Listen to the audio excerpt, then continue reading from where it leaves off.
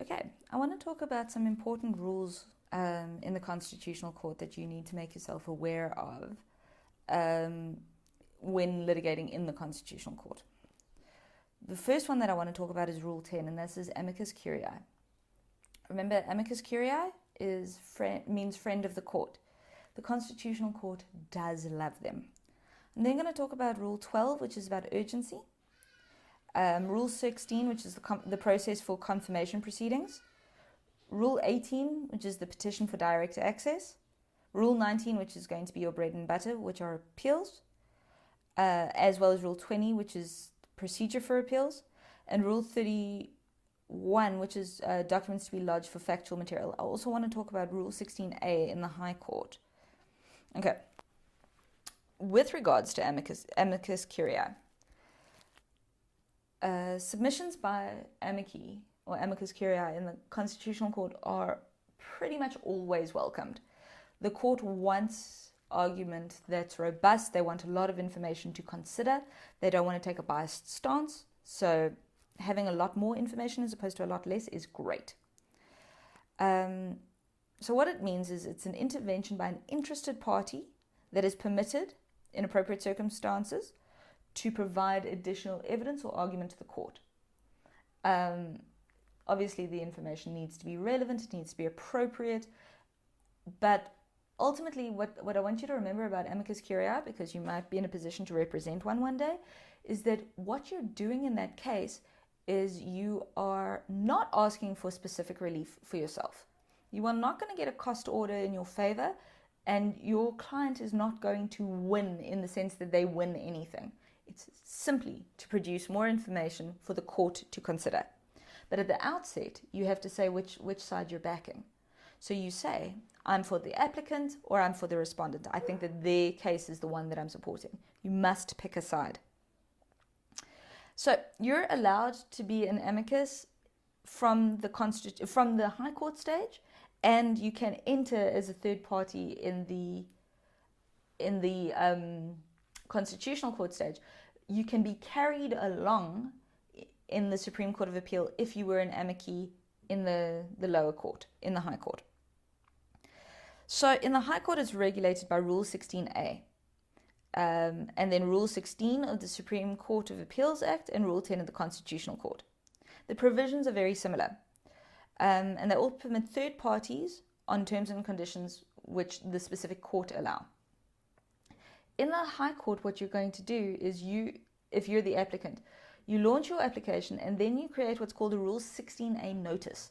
And a Rule 16A notice is a notice to the public that says you're bringing a constitutional issue to court, and anyone with a sufficient interest is open and welcome to apply as an amici.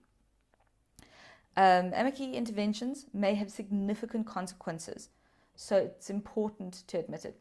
If you're bringing in strategic litigation, litigation you think there's going to be a larger impact on, it's important to make organizations that work in that specific issue aware that you're bringing it, or after you've brought it, so that they can prepare amicus submissions, because they'll support you in argument that might not be necessarily 100% applicable to your case, but very relevant.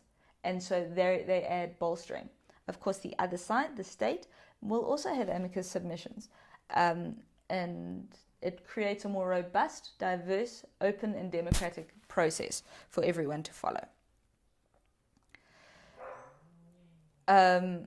Again, what's important to consider in terms of your litigation strategy is that you will, if you're bringing a constitutional issue, you will have to bring a Rule 16A notice. When you're drafting that letter of demand way back in the past, you're going to have to think about what constitutional issues are raised. What I'm trying to get at is that you're going to have to conceptualize your case long before you start it. Because your 16A notice is going to say what constitutional issues you're raising, and you need to have a very clear description of the constitutional issues so that people can respond properly. Ordinary rule is that the notice is placed on the notice board in court and people have 20 days to respond to it. The purpose is to inform everyone that a constitutional issue is coming and that they've got an opportunity to respond. The 20-day rule is kind of a loose one. Often it's not strictly adhered to, and in cases of urgency, it's narrowed down. Obviously, urgency, dispensing with Rule 6 means we dispense with a lot of things in the High Court. In the Constitutional Court, however, the Constitutional Court regards all applications as important in shaping the thought process. The rules say that where written consent has been obtained from all the parties and where consent has been obtained, the amicus will be admitted. In practice, you don't need consent from all parties because the Constitutional Court will generally admit all amici submissions if they find them reasonable. So you do need to seek consent from all parties, but you'll also apply to the Constitutional Court and the Chief Justice will give you directions about your submissions. It's very rare that relevant amici submissions don't get admitted in the High Court, in the Constitutional Court. So, if you want to read some case law about consent and admission of amicus curiae in the Constitutional Court, read the case, I think it's called In Re S versus Besson, 2006. And the full citation is 2006 bracket 6 SA 195cc. And this will give you a nice robust understanding of Constitutional Court's thought processes in terms of amici submissions.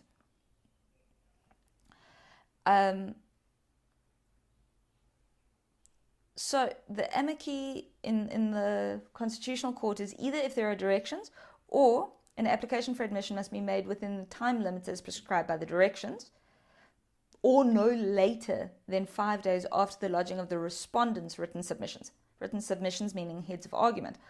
After the time for lodging has passed. An amicus curiae must engage with 3 issues.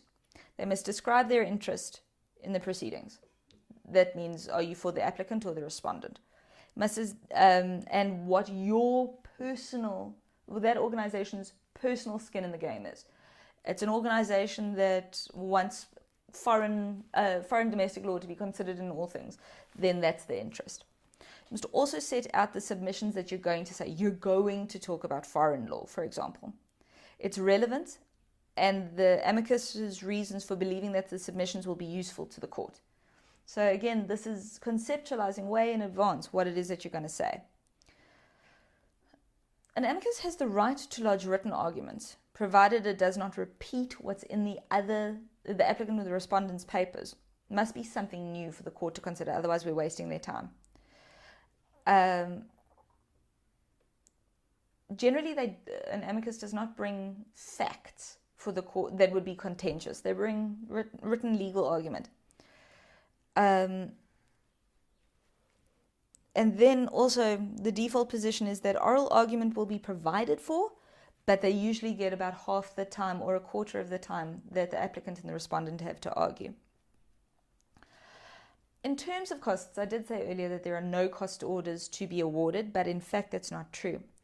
If you apply to be admitted as an amicus curiae and a party opposes and you win that application to be admitted, then the amicus is entitled to the cost order just for the admission element of the amicus submissions.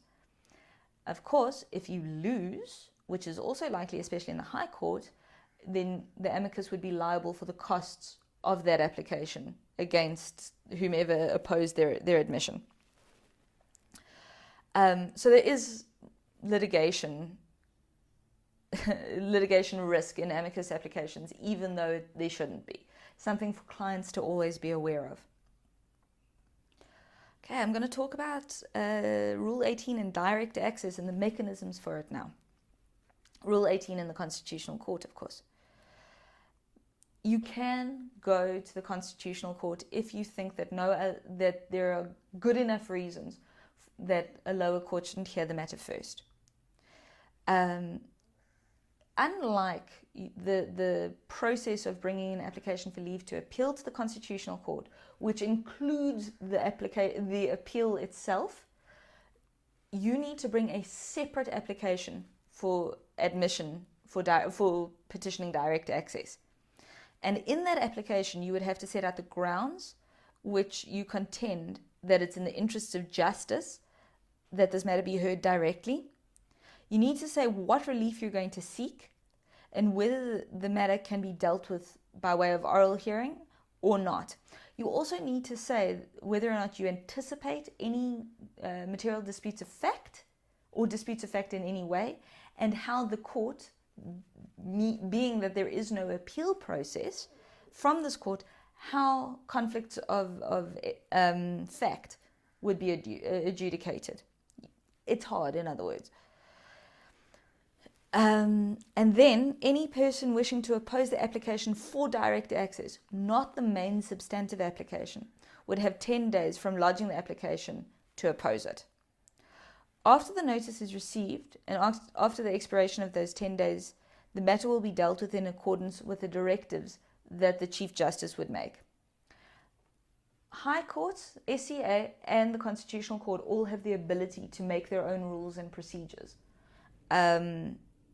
So the Office of the Chief Justice can change, or the Chief Justice rather, can direct on a case-by-case basis how a matter should proceed. This is important because all constitutional cases are unique. The court is really hesitant to grant direct access for a lot of reasons, but specifically because there might be disputes of fact and there would be a lot of issues to adjudicate on, whereas if a matter goes through the appeal process, by the time it gets to the Constitutional Court, it's quite crystallized. So that is direct access.